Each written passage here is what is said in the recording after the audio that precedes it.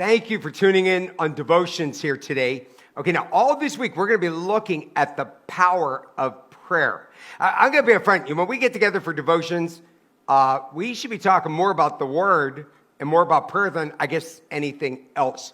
So what I want to do, I want to first start here. James chapter 1, verse 5.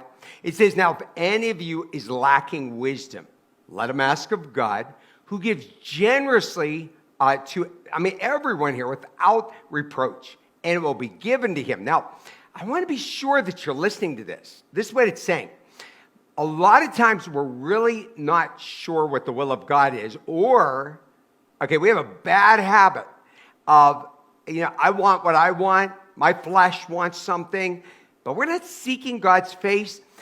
The first thing I do when I've got decisions to make is I say, God, what is it you want me to do? This is what wisdom's talking about. Saying, God, what is it you want in my life?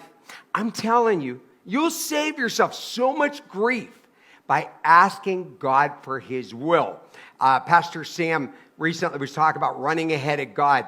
Years and years as a young Christian, I used to run ahead of God. I don't want to do that anymore. So you want wisdom from the Lord. Now, look, faith is taking the first step even when you don't see the whole staircase. When we talk about walking by faith, there's a lot of things we just can't prefigure out. I believe in having a plan. But if the plan is from God, many times on purpose, he leaves big gaps in the plan. And we just got to wait till we get there. You just got to take that first step. Now look with me in James 1:6. Okay, now let him ask in faith when you're praying. You have to have faith. With no doubting. Do you hear that? You can't have any kind of doubting. For the one who doubts, he's like a wave of a sea that's driven, it's tossed by the wind. For that person must not suppose that he's going to receive anything from the Lord. That's really sad. There's some Christians that pray. They don't get what they're praying for because while they're praying, they're doubting that God is even going to give it to them. Did you ever think what God could do in your life? Let me show you how God works. Now, of course, I grew up doing farm work. If you could do this in the city, if you just plant one stalk of corn, it's going to give you 2 ears of corn. I love corn. I like eating it almost all summer. Okay, on each ear of corn, there's 100 kernels. So that means you get 200 kernels. Now, if you take those 200 kernels, this can all happen in one season, and you plant the 200 kernels, it will give you 200 stalks next year. That will give you 400 ears of corn. That will give you 160,000 kernel. It's kind of crazy.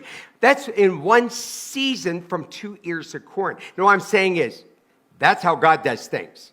So you don't have any doubt because God can do unbelievable things. Now, here's the question. Do you want to succeed at what you're trying to do? You must harness the power of your belief through prayer. How do we show God we have faith? Prayer.